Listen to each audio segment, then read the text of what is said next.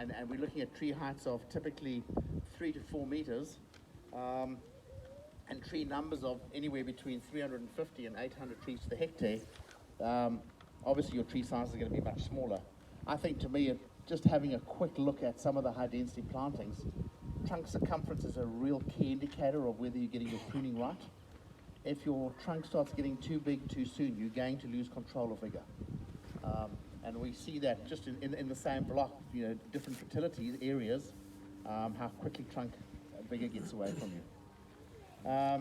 Obviously, freestanding trees, by the name of freestanding, most of the high density plantings tend to be towards hedgerows.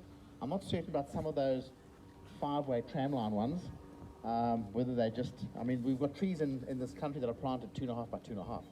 So, that is pretty tight. They're like, I don't know.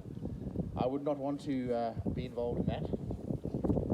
Just purely because everything is very labor intensive. All spraying is done by helicopter. I think that there may be some neighbourly issues.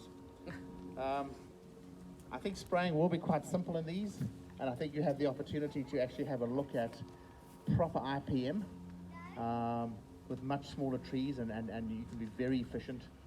You can probably manage predator releases and some other aspects.